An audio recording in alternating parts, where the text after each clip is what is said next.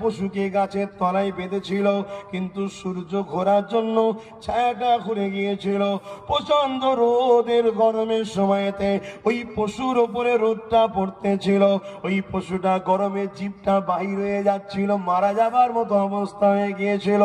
এই যুবকটা রাস্তা দিয়ে যাচ্ছিল, ওর দেখে বড় দয়া হয়েছে, মায়া হয়েছে। আরে আল্লাহর সৃষ্টিটা কষ্ট পাচ্ছে, নিয়ে গিয়ে ছাওয়ায় বেঁধে চার পানি পান করিয়েছে। আল্লাহ বলবে, বান্দারে আমার দিয়া দয়া দিয়ে তুই যদি আমার সৃষ্টির উপরে দয়া করতে পারিস, আমি আল্লাহ কি তোর উপরে দয়া দেখাতে পারি না? যা বান্দা, আমি আল্লাহ তোকে জান্নাতি করে দিলাম। একটা পশুর উপরে যদি দয়া দেখানোর জন্য আল্লাহ জান্নাত দিতে পারে, এই সমাজে লাখো গরিবের ঘরের ভাত নাই, লাখো এতিম কাঁদে এই সমাজের, মুসলিম সমাজের ছেলে। অনেক আব্বাস সিদ্দিকীর সমালোচনা করে, আমি জানি দুটো কারণে করে। এক, তাদের পাতে সুরো কম পড়বে, বুঝতে পেরেছে, করতে পারে। আর নচেত মূর্খ। নচেত কি? মূর্খ, পেটে বিদ্যা নেই, সে জানতে পারে না, বুঝতে পারে না। শোনো, 100টা মেয়ে যদি নোংরা জায়গায় থাকে পেটের জ্বালায়, তার মধ্যে 70টা মেয়ে বলতে লজ্জা লাগছে তারা আমার কওমের দাবিদার। কেন বলেন? কেন এত নামাজি, এত হাজি? হজের সময় কলকাতা এয়ারপোর্টে বাপ রে বাপ হাজির লাইন লেগে গেছে, 4 লাখ, 5 লাখ, 6 লাখ। হজ কবুল হচ্ছে তো? খারাপ নেবেন না, আমার কারোর সঙ্গে ব্যক্তিগত রাগ নয়। তোমার আমার কি ডিউটি নয়? আল্লাহর কাবাটায় যাওয়া আগে হয়ে গেল, আমার সমাজের এতিম বিধবা গরিব গুলোকে দেখা আগে নয়? ভুল বলছি নাকি? না খারাপ লাগছে আপনাদের? হ্যাঁ, তুমি যদি আল্লাহর একটা গরিব বান্দিকে হাসাতে পারো, হিফাজত করতে পারো, এতিমকে হাসাতে পারো, আর একদিন রাত্রিরে তুমি ঘুমাবে, কাবা কি কাবার কাবা নবী মুহাম্মদ রাসূলকে দিদারে পাবে। জোরে বলুন সুবহানাল্লাহ। যার জন্য কাবা ধন্য হয়েছে, যার কদম লাগাতে কাবা পবিত্র হয়েছে, জোরে বলুন সুবহানাল্লাহ। জানো না কাবার মধ্যে 360টা ছিল, আমার নবী যেই গেল সব কটা নবীর কদমে সিজদা করেছিল, জানো না? আল্লাহ আমার নবীকে কাবার কাবা করেছে। ভাবেন আমার কম, বোঝেন। লা ইয়ারহামুল্লাহু মান লা ইয়ারহামুন নাস। প্রতিটা গ্রামে গ্রামে যুবক ছেলেদের ইউনিট করুন। অরাজনৈতিক ভাবে কোনো কারো পক্ষে আপনারা যাবেন না, আপনারা নিজেরা নিজেদের জায়গায় দাঁড়িয়ে থাকবেন।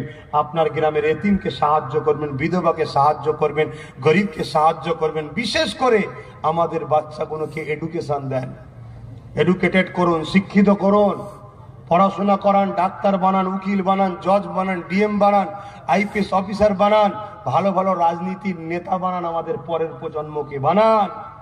আর না হয় যেরকম হাড়ে হাড়ে ভুগছে প্যালেস্তাইন, আপনাদেরও ভুগতে হবে। কথা শুনছেন তো নাকি অসুবিধা হচ্ছে? আমি স্পষ্ট কথা বলা পছন্দ করি ভাই। যার নিতে মন যাবে নেবেন, যার নিতে মন যাবে নেবে না। কারো ঠিকালে বসিনি, আর কারো খেয়েও বসে নাই যে কে বাঁচাতে হবে, ওকে তাড়াতে হবে। না না না না, যে যার ঘর সামলাকে যাও। 77 বছর অনেক লোকের ঘর সামলিয়েছি, আর সামলাবার প্রয়োজন নেই। কথা বুঝছেন না? বোঝেন না?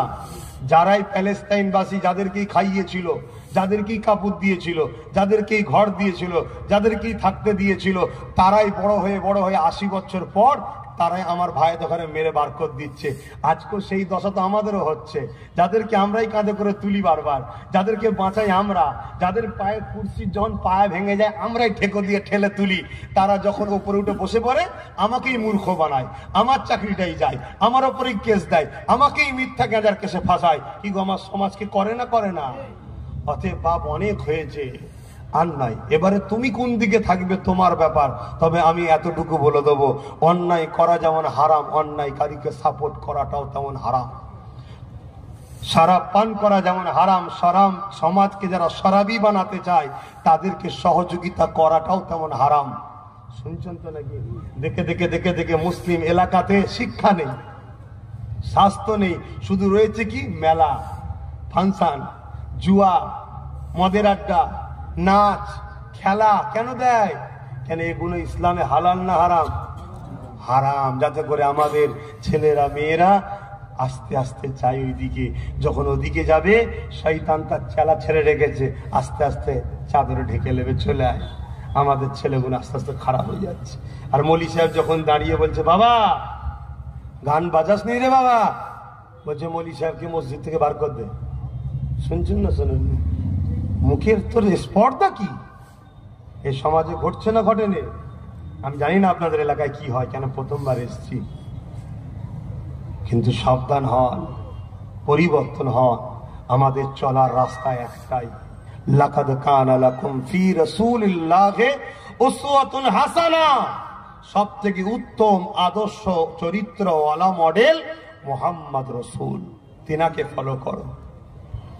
যদি তুমি মুক্তি চাও, যদি তুমি জান্নাত বিশ্বাস করো, জাহান্নামের বিশ্বাস করো, তুমি যদি বিশ্বাস করো কবর আছে, কবরে হয় জান্নাতের বিছানা বিছানো হবে না, জাহান্নামের গর্ত হবে, দুটোর মধ্যে একটা। যদি তুমি বিশ্বাস করো কোরআন সত্য, সুম্মা নুফিকা উখরা ফাইযা হুম কিয়ামুন ইয়ানজিরুন, আবার তোমাকে পুনরায় উঠানো হবে, তোমাকে ময়দানে মাশরে দাঁড় করানো হবে। যে ময়দানে মাশরটা কোরআন বলছে কানা মিকদারু 50 আলফা সানাতিন, 50,000 বছরের একটা দিন হবে, যেদিন সূর্যের 12 গুণ তাপ বেড়ে যাবে, মাথার এক বেগ দেখতে এক হাত উপরে আল্লাহ নামিয়ে দেবে, মাথার খিনুগুলো গলে গলে নাক দিয়ে ঝরবে। যেদিন বাপ বেটাকে শুইয়ে দে তার বুকে পা দিয়ে দাঁড়াবে, বেটা বাপকে জমিনে শুইয়ে দে তার বুকের উপরে পা দিয়ে দাঁড়াবে। যেদিন স্ত্রী তার স্বামীকে, স্বামী তার স্ত্রীকে, এক কথায় যার উপরে যার ক্ষমতা চলবে তাকে জমিনে শুইয়ে তার বুকের উপরে পা দিয়ে দাঁড়াবে। সাহাবারা কাঁদে আর বলে, ইয়া রাসূলুল্লাহ এরকমটা কেন হবে? আল্লাহ নবী বললেন, লোহা যেমন আগুনে লাল হয়, সূর্যের তাপেতে জমিনটা পুরো লাল হয়ে যাবে, লোক দাঁড়াতে পারবে না। যদি আমিনা লালের হাদিসটাকে বিশ্বাস করো, এ আমার কওমের মানুষ, এ আমার যুবক, তোমার চলার রাস্তা ভুল হচ্ছে। তুমি রং রোডে যাচ্ছ, তাই এত অ্যাক্সিডেন্ট করছো, তাই তোমার সংসারে শান্তি নেই, তাই তোমার মধ্যে শান্তি নেই। তুমি না ঘুমিয়ে শান্তি পাচ্ছ, না হেঁটে শান্তি পাচ্ছ, না চলে শান্তি পাচ্ছ, না বেঁচে শান্তি পাচ্ছ। তোমার রং লুটে তুমি চলছো, তোমাকে পরিবর্তন হতে হবে। তোমার রাস্তা একটা, আমিনা লাল। তুমি ধর্মনীতি নেবে, আমার রাসূল থেকে নাও। তুমি পরিবার নীতি নেবে, আমার রাসূল থেকে নাও। তুমি এডুকেশন নীতি নেবে, আমার রাসূল থেকে নাও। তুমি রাষ্ট্রনীতি নেবে, আমার রাসূল থেকে নাও। তুমি রাজনীতি নেবে, আমার রাসূল থেকে নাও। কেন? আমার প্রফেট সাল্লাল্লাহু আলাইহি সাল্লাম তিনি টোটাল আমাদেরকে শিখিয়েছে। কেউ যদি মনে করে ইসলাম কমপ্লিট জীবন ব্যবস্থা নয়, তাহলে শুধু ইসলামের মধ্যে কেউ নাই, শুধু বেঈমান হয়ে গেছে। ইসলাম একটা কমপ্লিট জীবন ব্যবস্থা নয়। তাই ইসলামে নামাজ, ধর্মনীতি যেমন আছে, অর্থনীতি আছে, এডুকেশন নীতি আছে, পরিবার নীতি আছে, প্রতিবেশী নীতি আছে, সংসার জীবনের নীতি আছে, আত্মীয়তা জীবনের নীতি আছে। ঠিক তেমনি আমার ধর্মে আপনার রাষ্ট্রনীতি, রাজনীতিও আছে। জোরে বলুন সুবহানাল্লাহ। আমার নবীর রাজনীতি কি বলে? আমার নবীর রাজনীতি বলে, খবরদার প্রজাকে জুলুম করো না, গরিবের হক মেরে লিও না, এতিমকে কাঁদিও না, বিধবার হক মেরে লিও না, যার যেটা অধিকার তাকে তুমি পাইয়ে দাও। আমার রাসূল বলছেন, কোন ন্যায়পরায়ণ সত্যবাদী চরিত্রওয়ালা যদি লিডার হয়, ইনসাফ পরায়ণ যদি হয়, আল্লাহ তাকে আরশের ছায়াও দান করবে। জোরে বলুন সুবহানাল্লাহ। কথা বুঝতে পারছেন? আমার নবী এটাই বলছে। সেই নবী পাক সাল্লাল্লাহু আলাইহি সাল্লামকে মজবুত করে ধরো কম, ভাই কি হবে? আবার একদিকে আরেক দল আমাদেরকে আবার ভয় দেখানো হচ্ছে, আমাদেরকে ঘাবড়ানো হচ্ছে না কি গো? একদল তো লুটেই যাচ্ছে, আবার একদল আমাদেরকে ঘাবড়াচ্ছে। শুনছেন না শোনেন? মাফ করবেন, বলবো খারাপ লাগছে নাকি? অসুবিধা হচ্ছে? একদল লোক আমার বেটির ইজ্জত আবরু লুটছে, শুনছেন না শোনেন? আর আমি যখনই বলছি কি হচ্ছে, এটা কি হচ্ছে, অমনি বলছে বেশি কথা বলিনি, ও এলে তোর মেয়েকে মার্ডার করে দেবে। শুনছেন না? তো তুই কোন সা আমার বেঁচিয়ে রেখেছিস? আমার বেটির ইজ্জত চলে যাওয়া মানে আমি কি আর বেঁচে আছি না আমার বেটি বেঁচে আছে? বলুন। একদল আমাদেরকে লুটেই যাচ্ছে, আর একদল আমাদেরকে ভয় দেখাচ্ছে। বুঝতে পারছেন না? আর আমার কম ঘেবড়ে গেছেন নাকি আপনারা? কি গো ঘেবড়ে গেছেন? হ্যাঁ হ্যাঁ আহা, বদরের সেদিনের কথা কি ভুলে গেছেন? শোন না রে বাবা, কোথা বাড়ি তো এখানে? বদরের সেদিনের কথা ভুলে গেছেন? হ্যাঁ, আল্লাহ নবী যখন ন্যায়ের পক্ষে দাওয়াত দিয়েছে, ইনসাফের পক্ষে দাওয়াত দিয়েছে, মক্কার আবু জেহেল আমার নবী পাককে জানে পর্যন্ত মারতে চেয়েছে। আল্লাহ পাক আমার নবী পাককে হুকুম দিলেন, নবী আমার ইয়াসরিব মদিনাতে চলে গেলেন। অনেক বড় কথা, নবী পাকে মদিনায় গিয়ে মদিনার অর্থনীতিকে ডেভেলপমেন্ট করতে লাগলো, মদিনার শিক্ষানীতি বাড়াতে লাগলো। মদিনায় নবী যখন যায়, মাত্র দুজন লোক সই করতে পারত, লিখতে পারতো না, সই করতে পারতো শুধু কজন? দুজন। নামটুকু কোন রকম সই করতো। এক একজন দেখবেন পয়সা লিখার জন্য ব্যাংকের বই খুলতে হবে, কোন রকম 4 দিন 5 দিন ধরে সই করেছে।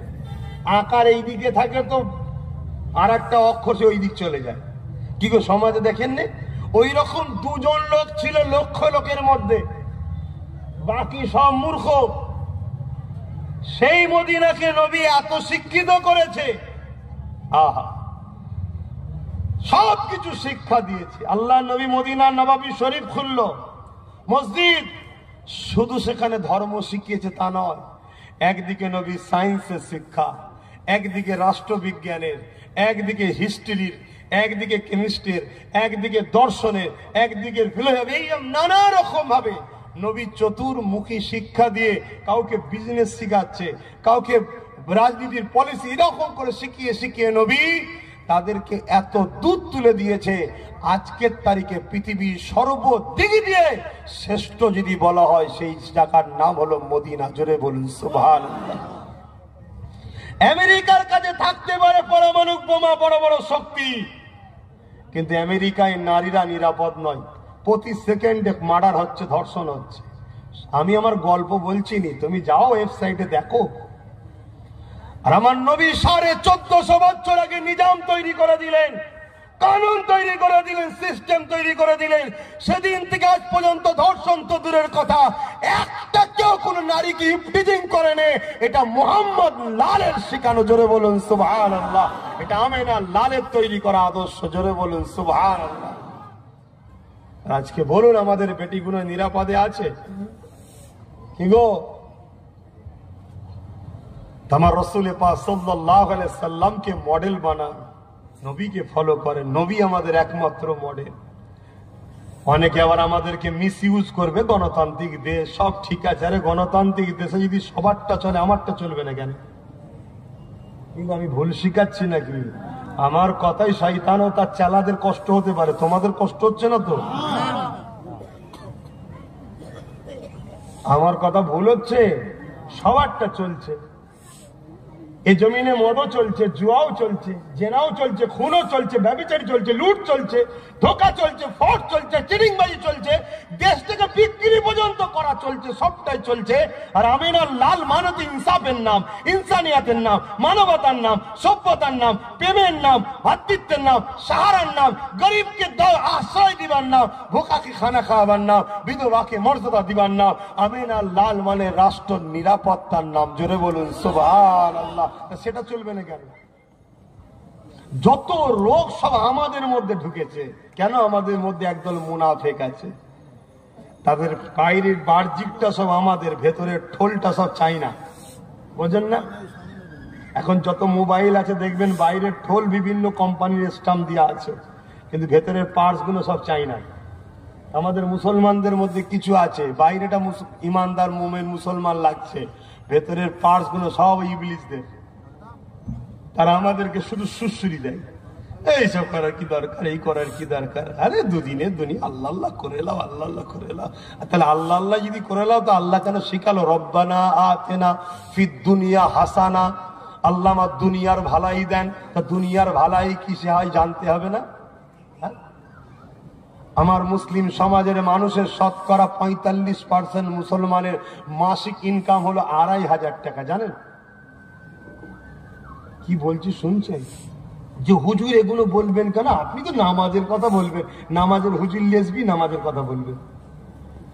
আমার নবী শুধু নামাজের কথা বলেছে? কথা বলে। আমার নবী কি শিখিয়েছে? তুমি নামাজে দাঁড়াবে, এমন সময় খানা এসে গেছে, নবী বলছে আগে খেয়ে এলে তারপরে নামাজ পড়। আর নাই তুই নামাজে দাঁড়িয়ে মনে হবে আন্ডা ভাজা দিল না মুরগি গোশ দিল। আমার নবী তাহলে কি বলেছে বুঝতে পারছেন না? দিন কত বড়, আগে খেয়ে এলে বাবা, আগে পেট ঠান্ডা কর, তারপরে এবারে শান্তিতে দাঁড়া, আল্লাহ একবার, আল্লাহ তুমি খেয়েছ, আমি শান্তিতে আছি, এবার আল্লাহ আল্লাহ একবার। তাহলে পেটের যদি জ্বালা থাকে নামাজ হবে?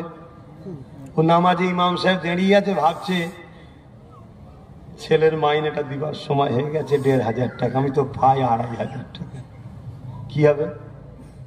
শুনছেন না? শতকরা মুসলমানদের মধ্যে ৪৫% মুসলমানের ইনকাম কত? ২,৫০০ টাকা। আজকের বাজারে বলুন মাসে ২,৫০০ টাকায় কি হবে? আর ইমামদের যদি ধরা হয়, ১০০টা ইমাম যদি রাখা হয়, ১০০টার মধ্যে ৬০টা ইমামের ইনকাম হলো শতকরা। ইমামদের মধ্যে ১ লাখ যদি ইমাম থাকে, ৬০,০০০ ইমামের মাসের ইনকাম হলো ৩,০০০ টাকা। শুনছেন? যে কওমের ইমাম মানে তো গ্রামের নেতা, গ্রামের মাথা। ইমাম মানে কি? গ্রামের মাথা। আল্লাহর ঘরের যে দায়িত্ব আছে তার থেকে বড় সম্মানিত কে আছে গ্রামে? কি বুঝছেন না, বোঝেন না? তার ইনকাম কত মাসে? ৩,০০০। কত পার্সেন্ট? ৬০%, মানে ১,৬০,০০০। যে ধর্মের ইমাম ১,৬০,০০০ ভিখারি, সে ধর্মের উপরে আল্লাহ কখনো রহমত দেয়? আর এগুলো হলো কেন? পরের বাপকে বাপ বলার জন্য হয়েছে। বুঝছেন না আমার আব্বা জানেরা, ভাইজানেরা? বুঝছেন তো নাকি? আমার আব্বা কোনো কি বেজার হচ্ছেন নাকি ছেলের উপরে? পরের বাপকে আমরা বাপ বলেছি। রান্নার বেলায় বললো কচি আয়, কচি আয়, কচি আয়। জাল দিবার বললো কচি আয়, কচি আয়। খুব দরদ দেখেছে। আমি ভেবেছি এটাই হয়তো আব্বা আব্বা আব্বা করে সব কাজ করেছি। যেই রান্না হয়ে গেছে, নিজের ছেলেলে ঘরে ঢুকে তালা মেরে দিয়েছে, ভাগ বাটনা নিজেরা করে নিয়েছে, আমরা হা করে বসে আছি। বুঝতে পারছেন না? সব জায়গায় আমরা মাথা ফাটাবার বেলায় আমরা, দখলের বেলায় আমরা, চুরি করার বেলায় আমরা, লুটার বেলায় আমরা, আর যখন বসার সময় এসে সব দরজা তালা মেরে গেছে। এই মাথায় ঢুকছে না? ঢুকে নে? ঢুকান বাপ। যদি না ঢুকান কালকে আপনাদের দিশেহারা হয়ে যেতে হবে। আমাকে ভাববেন না। আমি দরবারে বসে থাকি, আমার পিছনে একটা স্টাম্প আছে, আউলাদে মুজাদ্দেদ। এই স্টাম্পটা আল্লাহ দিয়ে পাঠিয়েছে। দরবারে বসে থাকি, আমার পার মাসে জুম্মায়া রোববারে মুসাফা করে পার মাসে ১.৫ লাখ, ২ লাখ, ২.৫ লাখ, ৩ লাখ করে টাকা হয়। শুনছেন না শোনেন? এবার বলবেন হুজুর এত টাকা হয় বলছেন কেন? কারো যদি বুক ফাটাতে আমি কি করবো? আল্লাহ দিচ্ছে। সারা দুনিয়ার লোক হিংসা করেও কিছু করতে পারবে না, সারা লোক দুনিয়ার লোক মিলেও আমার বাড়াতেও পারবে না। দেয় কে? আল্লাহ। আমি কাউকে বলি নাকি টাকা দিয়ে মুসাফা কর? লোক ঘরে যে বসে আছে দরজায়, কটা থেকে? সকাল ৮টা থেকে। যাতে যে থাকে ফোন করছে, একজন এসেছে কি, দুজন এসছে কি, ৩ জন এসছে কি, ৫ জন এসছে, একটু দেখা করবে, চলে যায়। আমি যে আজকে এসছে কেন? আজকে দেখা করার দিন নয়। বসতে বলো, কাজ থাকে তোরে বাবা, বসতে বলো। ৮টা, ৯টা, 10টা, 11টা, হয়তো আমি 11টার সময় বেরোচ্ছি, কেন আমি দিনে জলসা করি বেশিরভাগ। বেরিয়ে দেখি বসে আছে। কি গো তোমাদের কোনো কাজ টাজ নেই? যখন তখন চলে এলি হলো। ও বেচারি আমার জন্য বসে আছে 4 ঘন্টা, আমি আবার তাকে মিজাজ দিচ্ছি। শুনছেন না শোনেন নে? তারপরেও আবার বলছে হুজুর একটু মুসাফা করবো। আসুন, মুসাফা করছি, দেখি ঠেকছে। বুঝতে পারছেন না কি? যদি এইটা আল্লাহ দিল না অন্য কেউ দিচ্ছে। আমি 5 জনকে ডেকে নিয়ে এসছি, তো আল্লাহ পাঠিয়েছে, যা জামান নবীর গোলামকে নজরানা দিয়াই। আপনারা মিলে আন্দোলন করলে হবে? কিছু কিছু তো শয়তান বলে হাত বেরিয়ে টাকা লাই, বলে না? শয়তান তোর বাপ দাদু গোষ্ঠী সবাইকে লাইন দে, বল না হাত বেরিয়ে থাকতে, কেউ দেয় কি? দেখ,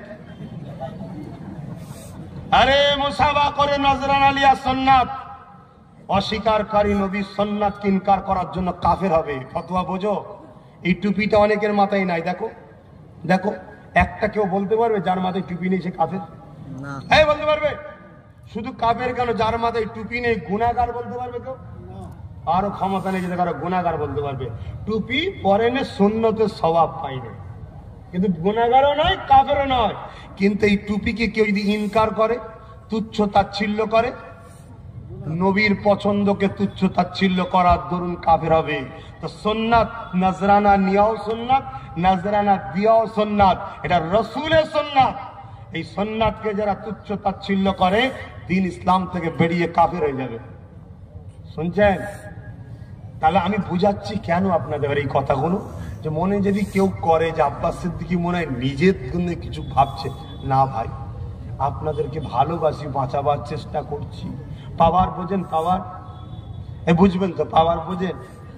পাওয়ার দরকার আছে। পাওয়ার যদি মানুষের হাতে থাকে, বিধবা বাঁচবে, এতিম বাঁচবে, গরিব বাঁচবে, কৃষক বাঁচবে, সর্বধর্মের মানুষ বাঁচবে। বুঝতে পারছেন না পারেন নেই? আর পাওয়ার যদি মানবরূপী পশুর হাতে চলে যায়, সবাই মরবে আর শুধু দেখবেন কাটাকাটি হচ্ছে। তাহলে আমার নবীর উম্মত আমরা, আমাদের দায়িত্ব আছে না নাই সমাজকে শান্তিতে রাখা? কে করছে না করছে দেখার দরকার নেই। আপনার রসুল বলেছে এটা একটা ইবাদত, নেকির কাজ, সওয়াবের কাজ। মাতৃভূমিকে ভালোবাসা এটা একটা নেকির কাজ, সওয়াবের কাজ। জোরে বলুন সুবহানাল্লাহ। এই বিষয়ে আমাদেরকে ভাবা দরকার আছে না নাই? বলছি উৎসাহ, আমরা ইমাম সাহেব মানুষ, আমরা মলি সাহেব মানুষ, আমরা হুজুর সাহেব মানুষ, আপনারা এইসব কথা কেন বলবেন বলুন তো? তাহলে কি বলবো? তুই হারাম খাবি, যখন পেট যন্ত্রণা করবে আমি পানি পড়া দেবো, কি খাবি? হ্যাঁ, এই কাজ করবো? এ বলে না হুজুর পেট যন্ত্রণা করছে পানি পড়া দেন, তা আমার এই কাজই শুধু, তোর পেটে যন্ত্রণা করে আমি ফুঁ দিয়ে যাবো, এই কাজ নাকি? আর কিছু কাজ নেই? আমার কথাই মনে হচ্ছে আপনারা বেজার হচ্ছে। তাহলে ছেড়ে দেন, আর বলে লাভ নেই, এমনি নামাজের সময় হয়ে গেছে। হ্যাঁ, আমার নবী মদিনা জমিনে রাষ্ট্র কায়েম করলেন। আল্লাহ নবী সিংহাসনে, বিচারের আসনে বসে আছেন। এমন সময় একজন ইহুদি চলে আসলো, আর একজন মুসলমান চলে আসলো। দুজনে একটা ঘোড়াকে ধরে নিয়ে আসছে। ইহুদি বলে, মুহাম্মদ, এই ঘোড়াটা হলো আমার। মুসলমানটা বলে, ইয়া রাসূলুল্লাহ, এই ঘোড়াটা হলো আমার। আল্লাহ নবী বললেন, প্রমাণ দাও, দলিল দাও, তোমার ঘোড়া, তোমার ঘোড়া। ইহুদি প্রমাণ দিতে লেগেছে, রাসূলুল্লাহ শুনতে লেগেছে। মুসলমান প্রমাণ দিতে লেগেছে, রাসূলুল্লাহ শুনতে লেগেছে। দুজনের প্রমাণ শুনতে শুনতে আল্লাহ নবী ফয়সালা দিতে লেগেছে। এ বাবা মুসলমান, তোমার এটা ঘোড়া নয়, কেননা তোমার দলিলের মধ্যে, যুক্তির মধ্যে, প্রমাণের মধ্যে কিছু খুঁত রয়েছে, মিথ্যা প্রমাণ হয়ে যাচ্ছে। আর ইহুদির প্রমাণটা মজবুত আছে, তাই মুহাম্মদ ফয়সালা দিয়ে দিলাম, এই ঘোড়াটা হলো ইহুদি। এই ইনসাফ যদি প্রতিষ্ঠিত হয়, তাহলে এই সমাজের গরিবরা তবেই বাঁচবে। শুনছেন না? শোন, এই ইনসাফ আছে? বলবেন তো? দুজন গিয়ে দাঁড়িয়েছে বিচারের জায়গায়। একজন সোনার চেন টেন পরা, হাতে সোনার বেল্টেল, বুঝতে পারছেন না? বুকের বোদামটা একটু খোলা আছে, সোনার মোটা চেন, বুঝতে পারছেন? দেখছের কাছে মাল অনেক আছে। আর একজন ছিঁড়া ফাটা, বেচারি জমিটা তারই। ফাইসাল্লাহ কোন দিকে যাবে মনে হচ্ছে? সেই সমাজে বাস করে এই অন্যায়ের বিরোধী না করে তুমি আল্লাহ আল্লাহ করছো, আল্লাহ ধরা দেবে। হ্যাঁ, এজন্য আল্লাহ পাঠিয়েছে। শোনো শোনো, ভুল আমি বলে যাচ্ছি না। অন্যায়ের বিরুদ্ধে লড়াই করার নাম হলো ইসলাম। সমাজকে মদ মুক্ত করে তোলার নাম ইসলাম। সমাজের দুর্নীতির বিরুদ্ধে লড়াই করার নাম হলো ইসলাম। সমাজে এতিমদেরকে সাহারা দিবার নাম হলো ইসলাম। গরিবদের পক্ষে দাঁড়িয়ে লুটেরাদের বিরুদ্ধে লড়াই করার নাম হলো ইসলাম। ইসলামকে আমরা যদি মসজিদের মধ্যে সীমাবদ্ধ করে দেই, তাহলে আল্লাহর কাছে কিয়ামতের দিন জবাব দিতে হবে। ইসলাম দুটো পাট্টির উপরে দাঁড়িয়ে আছে। আপনাদের এলাকায় রেল লাইন আছে কি আমি জানি না, রেল দেখবেন দুটো পাট্টির উপর দিয়ে চলে। বোঝাবার জন্য বলছে এই রেলটা হলো ইসলাম। ইসলামের এই রেলগাড়িটা দুটো পাট্টির উপর দিয়ে চলে। আল্লাহ বলে দিচ্ছে, কুনতুম খায়রা উম্মাতিন উখরিজাত লিন-নাস তা'মুরুনা বিল মারুফ ওয়া তানহাউনা আনিল মুনকার। নাই করো, নাইয়ের পক্ষে থাকো, নাইকে সাথ দাও, নাইকে আগিয়ে নিয়ে যাও। অন্যায় করো না, অন্যায় বিরোধী করো। আল্লাহ জানিয়ে দিল, অন্যায়কে সমাজ থেকে মিটিয়ে দাও। কার হুকুম? আল্লাহু আকবার। এটা কার হুকুম গো? বলবেন না? আল্লাহর হুকুম। যিনি আমাদের কে গো? সৃষ্টিকর্তা রব, তিনি হুকুম করেছে।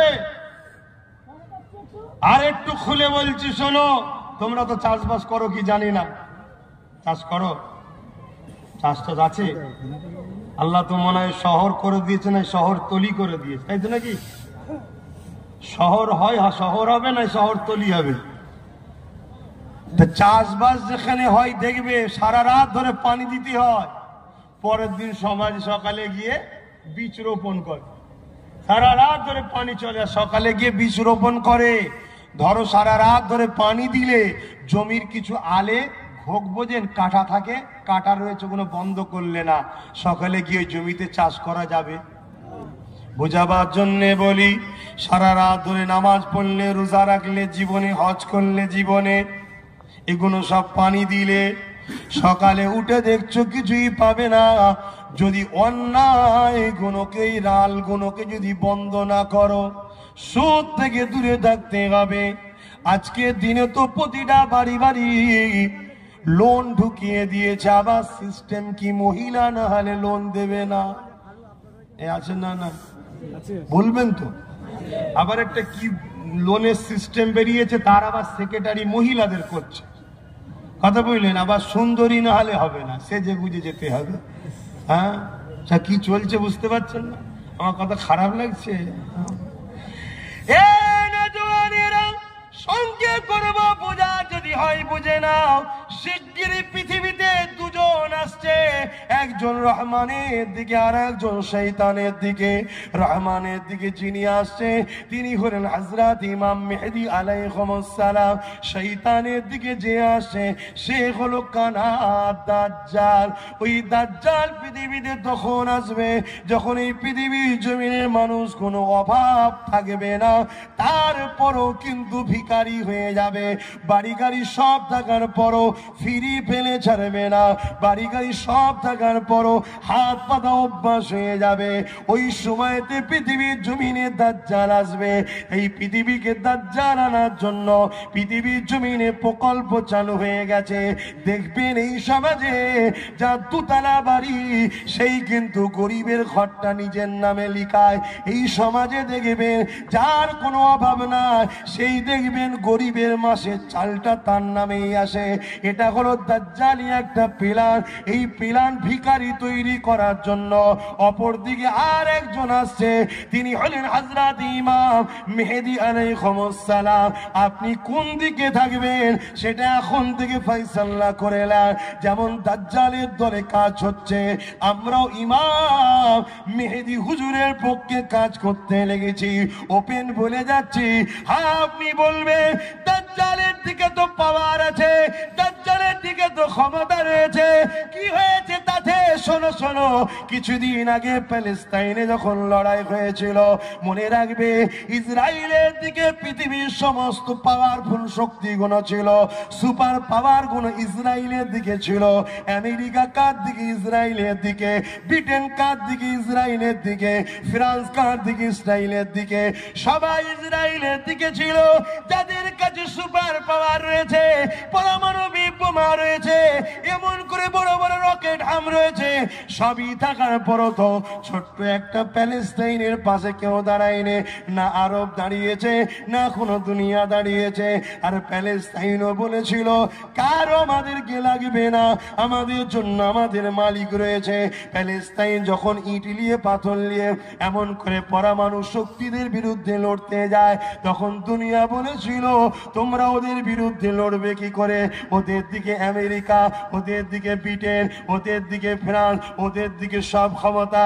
তখন প্যালেস্তাইনের বাচ্চাগুলো বলেছিল ওদের দিকে সবাই থাকতে পারে, মনে রেখে দিও আমাদের দিকে মসজিদে আকসা রয়েছে, যে মসজিদে আকসায় আমিনা আল্লাহ ইমামতি করেছে। মানুষেরা এই কথা তোমরা কোথা থেকে শিখলে? তারা বলতে লেগেছে বদরের জমিনে যখন জালিমদের সংখ্যা 1000-এর উপরে ছিল আর মদিনার গরিবদের সংখ্যা, নবীর সাহাবাদের সংখ্যা মাত্র 313 জন ছিল। এমন করে জালিমদের হাতে তরোয়াল ছিল, জালিমদের হাতে তীর ছিল, জালিমদের হাতে বস্ত্র ছিল, জালিমদের হাতে অনেক রকম যুদ্ধের সামান ছিল, জালিমরা ঘোড়ার পিঠে উটের পিঠে ছিল। আর এমন করে আমার নবী সাহাবারা মাত্র খাজুরের ডাল নিয়ে এসে হাজির হয়েছে। সেই দিন সাহাবাদেরকেও বলা হয়েছিল, ও মুহাম্মাদের অনুসারীরা, এই আবু জেহেলের সৈন্যবাহিনীর মোকাবেলা করবে কি করে? ওদের গায়ে লোহার ড্রেস রয়েছে, তোমাদের হাতে খাজুরের ডাল রয়েছে, পিটিয়ে পিটিয়ে যতই চেষ্টা করো ডাল ভেঙে যাবে, লোহার ড্রেসের কিছু হবে না। তাদের দিকে তরোয়াল, অস্ত্র, তীর, বল্লম রয়েছে, তোমাদের সংখ্যা 313 জন, আবু জেহেলের সংখ্যা 1000-এর উপরে, কি করে তোমরা লড়বে? মদিনায় আনসারী মুহাজিরিন সাহাবারা, আমার নবীর প্রেমিকরা বলেছিল, শোনো শোনো, ওদের দিকে সব কিছু থাকতে পারে, আমাদের দিকে আল্লাহ পাকের বন্ধু রয়েছে। আরো জোরে বলুন সুবহানাল্লাহ।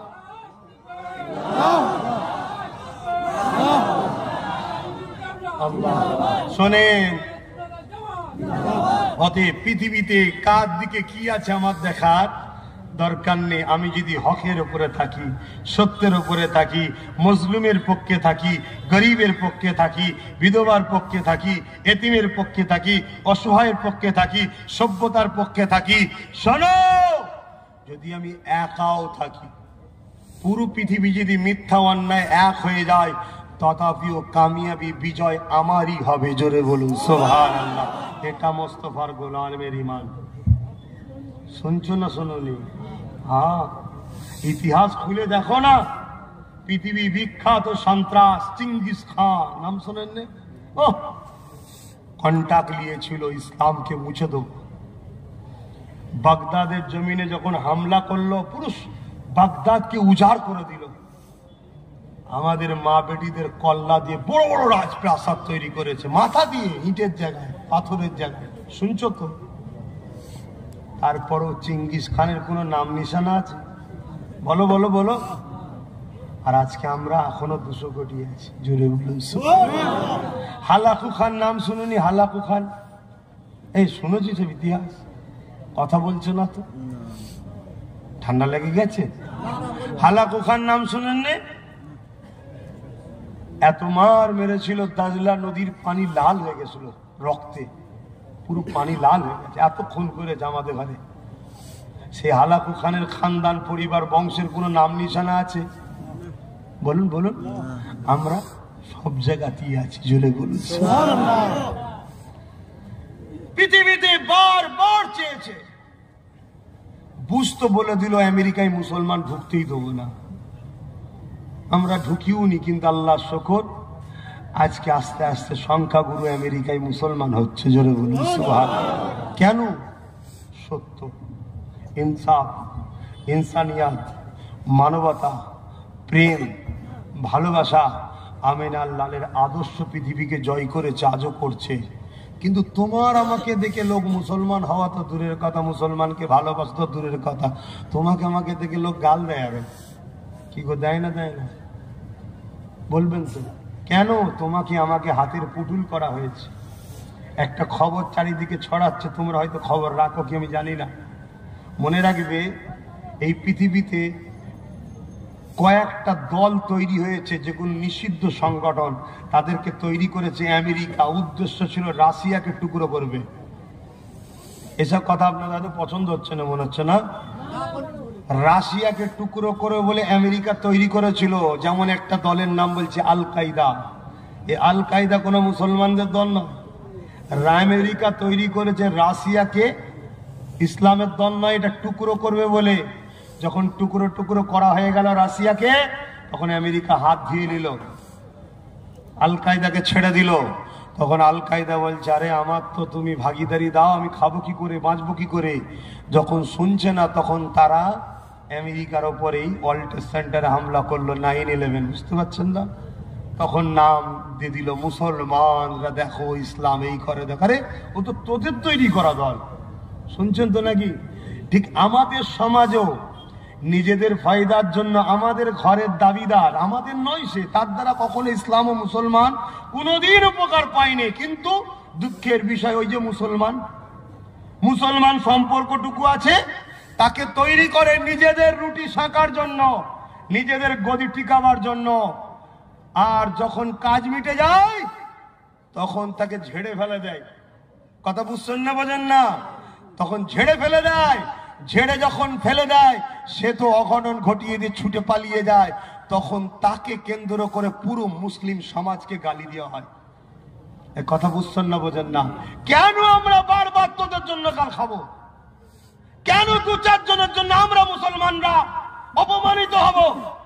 কেন বারবার আমাদের উপর আগুন তোলা হবে 2-4 জনের জন্য? এটা আমাদেরকে ভাবতে হবে। যদি না ভাবো, চুপ থাকো, আগামী দিন সব এক জালে জড়ানো হবে। এক জালে জড়িয়ে ওই ছন্দ বলে তুলে নিয়ে যে 18 বছর পরে বলবে কিছু ছিল না, ছন্দ হয়েছিল, তোলা হয়েছিল। 18 বছর লাইফটা বেকার হয়ে যাবে। শুনছেন না শোনেন? আমি যে কথাগুলো বলছি আপনাদের ঢুকছে তো নাকি? আর ঢুকাচ্ছে যখন, তাহলে একটা কথা বলুন, এই কথাগুলো যে বলছি আমার দুশ্মন বাড়ছে না কমছে মনে হচ্ছে? আমার মনে হচ্ছে খেয়ে দে কাহিনী দুশ্মন শখে বাড়াচ্ছে নাকি? হ্যাঁ, তোমাদেরকে ভালোবাসি তাই বুঝাচ্ছি। বোঝো বোঝো বোঝো, এখানে যত লোক আছে সব আমার নয়, এর মধ্যে 1-2 ছাড়া আছে। সব রেকর্ড হচ্ছে, সব জায়গায় যাবে। শুনছেন না শোনেননি? কিন্তু আমি দাদু ঘরেও বলি, তুই কেন, তোর বাপ কেন, তোর 14 পুরুষ আমাদের কিছু করতে পারে না, তোরাও কিছু করতে পারবি না। কেন? দুনিয়া জুলুম করে বাঁচতে চায়, আমরা জালিমদের ঘরে মিটিয়ে গরিবদের ঘরে হাসাতে চাই। জোরে বলুন সুবহানাল্লাহ। জুলুম দুনিয়া নিজের পেটের জন্য বাঁচতে চায়, আমরা গরিবকে খাইয়ে আল্লাহর জান্নাতে যেতে চাই। জোরে বলুন সুবহানাল্লাহ। অতএব লক্ষ কোটি গরিবদের জন্য আমাদের ইতিহাস আছে, যুগে যুগে আমরা জীবনকে উৎসর্গ করেছি, তথাপিও গরিবদের উপরে আঁচ লাগতে দিইনি। গরিবদের জন্য, অসহায়দের জন্য, যারা মজলুম তাদের জন্য যুগ যুগ ধরে আমাদের ইতিহাস আছে, আমরা লড়াই করেছি, আজও লড়াই করছি। যেমন নামাজ পড়া আল্লাহ আমাদের হুকুম দিয়েছে, রোজা রাখা আমাদের আল্লাহ হুকুম দিয়েছে, হজ করা মালদারকে হুকুম দিয়েছে, যাকাত দেওয়া মালদারকে হুকুম দিয়েছে। ঠিক আমভাবে প্রত্যেকটা মোস্তফা জানের রহমতের গোলামকে আল্লাহ হুকুম দিয়েছে, এই জমিনের ওপরে যার কেউ নেই তুমি তার পাশে দাঁড়াও, এতিমকে সাহারা দাও, গরিবকে সাহারা দাও, বিধবাকে সাহারা দাও, অসহায়কে সাহারা দাও, মজলুমের পাশে দাঁড়াও, দাঁড়িয়ে তুমি তাদেরকে সমস্যা সমাধান করো। মনে রাখবে, তুমি যদি আমার, আল্লাহ বলছে, আমার একটা সৃষ্টিকে বিপদ থেকে উদ্ধার করতে পারো, আমি আল্লাহ কিয়ামতের দিন, তোমার বিপদের দিন তোমাকে উদ্ধার করে জান্নাত দেবো। জোরে বলুন সুবহানাল্লাহ। তাই আমরা এই কাজ তোমাদেরকে করার জন্য দাওয়াত দিবা, বুঝাই লোককে। যে ইমাম সাহেব কি বলছেন সেটা করবি না? না আর একটু বললাম, নামাজ পড়তে হবে তো। হ্যাঁ হ্যাঁ হ্যাঁ, থাকি না না, শোনেন না আমার বাপ, অনেক হয়ে গেছে। শুনছেন আমার ভাইরা, আমার আব্বা যান, শোনেন।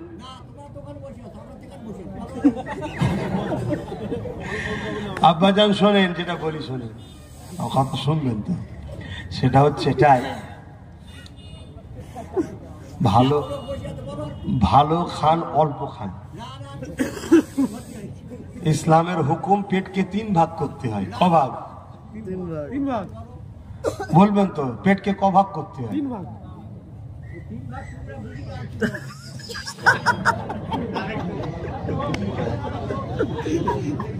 খেতে হয় খায়, ওসব বুঝি না, খেতে হয় খায় না। পেটকে 3 ভাগ করতে হয়। 3 ভাগের মধ্যে 1 ভাগ পানি, 1 ভাগ খাবার, আর 1 ভাগ খালি রাখতে হবে। কথা বুঝছেন না? এটাই তো বলছি তো। তাহলে 1 ভাগ কি করতে হবে? খালি রাখতে হবে, 1 ভাগ পানি দিতে হবে, আর 1 ভাগ খেতে হবে। এটা হচ্ছে ইসলামের নিয়ম। তাহলে আমাদের খাবার ও সিস্টেমটা ইসলাম শিখিয়েছে। বলুন সুবহানাল্লাহ। আমরা যখন শুতে যাব, ঘুমাতে যাব, কিভাবে ঘুমাতে হবে ওই শিক্ষাটাও ইসলাম দিয়েছে। জোরে বলুন সুবহানাল্লাহ। কিভাবে? ডান দিকে কাত হয়ে শোবার কথা ইসলাম বলেছে। আরে আজকে 150 বছরের বিজ্ঞান বলছে হ্যাঁ ডান দিকে শুলে হার্ট ভালো থাকে। শোনো, আমার আমেনা লালটের 1000 বছর আগে বলেছে ডান দিকে যদি শোই হাড়টা বাঁ দিকে আছে। কথা বুঝে আসছে?